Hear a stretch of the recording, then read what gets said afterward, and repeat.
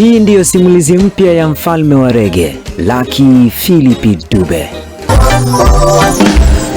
Reggae music is not my music. Reggae music is the people's music. For the people and by the people. Kumbe mwanamuziki huyo hakuwahi kumuona baba yake mzazi, na hata ule wimbo wa Remember Me ulikuwa maalum kumfikishia ujumbe baba huyo. Licha kupita miaka 17, familia ya baba yake ya haha kuunganisha udugu. Jina la Lucky limetokana na mateso ya uzazi wa mama yake. Wauaji walikiri kuwa hawakudhamiria, bali walimfananisha tu. Ungana na mtayarishaji wa makala haya Mawazo Lusonzo kuyajua mapya yanayomhusu mfalme wa reggae Lucky Philip Dube, na kusimuliwa kwako nami Ibrahim Rajab, Ibra JR, niite ball dancer, na hii ni Global TV.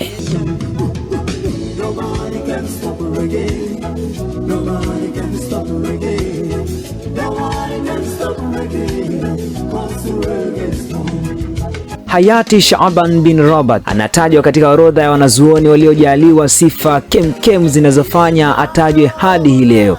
Mtunzi huyu wa vitabu mbalimbali aliyezaliwa mnamo Januari mosi mwaka 1909 na kufariki dunia mwaka 1962 ndiye anayetajwa kuwa ni baba wa Kiswahili. Sifa za ziada zilimpa heshima ya kuitwa bingwa wa fasihi. Hivyo ni sawa na kusema ni mwanafalsafa mbobezi aliyestahili kupewa hadhi kubwa za kitaifa na kimataifa. Heshima ya jina la shule ya sekondari Shaban Robert na hata mtaa wenye jina lake ni ushahidi kuwa yote yanatokana na aliyoyaacha duniani kama kumbukumbu. Moja ya kumbukumbu inayomweka hai kifikra mwanazuoni huyu ni vitabu vyake vya fasihi ambavyo ni kusadikika na kufikirika. Ndani ya vitabu hivyo, Shaban Robert alieleza namna fasihi simulizi zinavyoweza kuwa sawa na maktaba inayowafikirisha watu na hata kuishi miaka mingi kama sio kwa karne kwa karne. Alisema tungo za nyimbo mbalimbali ni fasihi simulizi inayoweza kuishi na kuwakumbusha wasikilizaji baadhi ya majukumu yao. Tungo za wanamuziki na wasanii wa miondoko mbalimbali duniani zinaingia katika aina ya fasihi simulizi inayofikirisha ndani ya jamii husika. Wimbo wa Remember Me alioimba Lucky Philip Dube ni kati ya tungo zilizo na ujumbe uliokuwa na maana halisi ndani ya jamii ya wahusika hao. Hivyo fasihi simulizi iliweza kufanya kazi sahihi.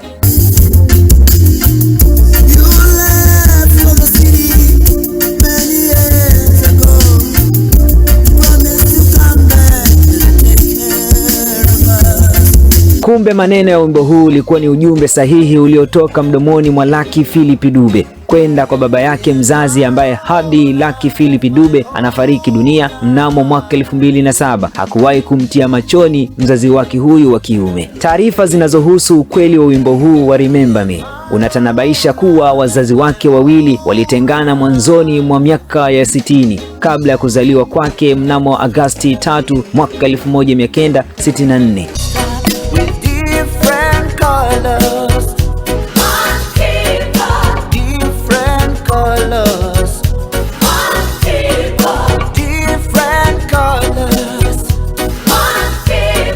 Ipo hivi, Lucky Philip Dube huyu ni mwanamuziki wa miondoko ya reggae aliyefariki dunia huku asijue uraia wake sahihi. Ameishi kwa sifa za kuwa mwanamuziki mkubwa barani Afrika kama raia wa Afrika ya Kusini, ili hali kuna taarifa kuwa mzazi wake wa kiume ni Mzimbabwe. Mzazi wake huyu alifahamika kwa jina la Boniface Silivale ama jina maarufu alifahamika kama Mujubek, aliyewahi kuishi nchini Afrika ya Kusini miaka ya 60. Mzimbabwe huyu alikutana na mama mzazi wa Lucky Philip Dube na kuanza mahusiano kwa miaka miwili pekee kabla ya bwana huyu kuamua kutimkia kwao Zimbabwe. Kisa kilichomkimbiza ni machafuko yaliyotokea nchini Afrika ya Kusini enzi za ubaguzi wa rangi. Alikimbia machafuko hayo na kumwacha mama Lucky Dube akiwa na ujauzito wa miezi michache kabla ya kuzaliwa kwake. Matatizo ya uzazi wa kuharibika mara kwa mara kwa ujauzito wa mama huyu ndiko kulikosababisha mwanamuziki huyu kupewa jina la Lucky, ikimaanisha bahati. Kwani kabla ya kuzaliwa kwa Lucky Dube, mama huyu alikuwa akiharibu ujauzito na kuzika watoto kadhaa kabla ya kujifungua kwa mwanarege huyu ambaye aliishi hadi alipofariki dunia akiwa na umri wa miaka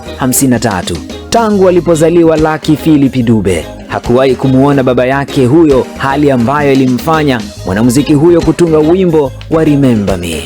Alikuwa na maana ya kumkumbusha baba yake huko aliko ajitokeze ili akumbuke majukumu yake kama mzazi. Wimbo huo uliibua familia ya mzee Boniface Silivale inayoishi Zimbabwe kuweka hadharani walichokuwa wamekiazimia hata kabla ya Lucky Philip Dube kufariki dunia. Familia ya Chibwana wanaoaminika kumiliki ardhi kubwa Gokwe ilianza kumfuatilia mtoto wao huyo. Kaka mkubwa wa baba yake aitwaye Nelson Chibwana alibainisha kuwa familia ya Chibwana Chiwindura ya Gokwe ya nchini Zimbabwe walikuwa mbioni kumuunganisha mwanamuziki huyo kundini. Akinukuliwa, Nelson alisema familia yao ilimtambua Lucky Philip Dube kuwa ni mtoto halisi wa bwana Boniface Silivale Mujobek, na kwamba alipokuwa nchini Afrika ya Kusini miaka ya 60 aliacha watoto wawili. Naye bibi wa Lucky Philip Dube, Chiwaya Dube Chibwana, ambaye ni mama mzazi wa Boniface, amewahi kunukuliwa akikiri kuwa nchini Afrika Kusini kuna wajukuu zake wawili, na mmojawapo alimtaja mfalme wa rege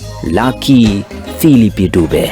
Alikuwa akiwaagiza mara kadhaa familia yake akiwemo bwana Nelson Chibwana kuendeleza jitihada za kumfikishia ujumbe Lucky Philip Dube kuwa mwanafamilia wa Chibwana. Hata hivyo, mara baada ya kutokea kwa kifo cha mfalme huyu Lucky Philip Dube, jitihada hizo ziliripotiwa kutokuzaa matunda kama walivyokusudia. Licha ya kuwepo kwa taarifa mpya kuwa kinachofanyika sasa ni kuendelea kufuatilia kila linalomhusu Lucky Philip Dube kama sehemu ya kumbukumbu muhimu za udugu wa kifamilia. Hii ni pamoja na kufuatilia watoto 7 wa mwanamuziki huyo ili watambulike kifamilia. Taarifa mpya ambazo hazijawahi kuelezwa kwa ukubwa ni kwamba mara baada ya kupigwa risasi kwa mwanamuziki huyo kwa maana ya Lucky Philip Dube, wahusika wawili walikiri mahakamani kuwa walitekeleza tukio hilo huku wakiwa hawajui kuwa waliyemuua ni Lucky Philip Dube. Walikiri kuwa mauaji hayo waliyafanya kimakosa, kwani waliyepanga kumuua siku ile alikuwa sio Lucky Philip Dube, bali alikuwa ni mfanyabiashara mmoja raia wa Nigeria. Lucky Philip Dube alifariki dunia akiwa na miliki utajiri wa dola za Kimarekani milioni 1.5. Ametajwa kuwa ni mwanamuziki maarufu zaidi wa rege duniani nyuma ya hayati Bob Marley. Hiyo ilikuwa ni simulizi fupi inayomhusu mfalme wa rege, mfalme wa mistari, Lucky Philip Dube. Mwandaji wa makala haya ni Mawazo Lusonzo. Mimi ni Ibrahim Rajab, Ibra JR, Nite Ball Dancer, na hii ni Global TV.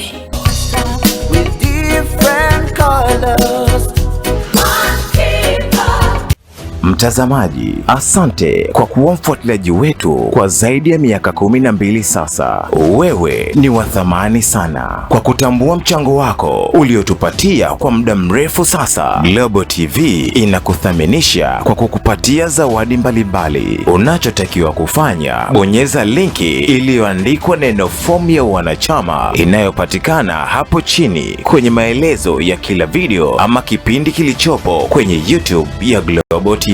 Kisha jaza fomu. Baada ya hapo, subiri kuwa miongoni mwa members kwa kujipatia zawadi mbalimbali kutoka Global TV. Wewe ni wa thamani. Global TV, ulipo tupo.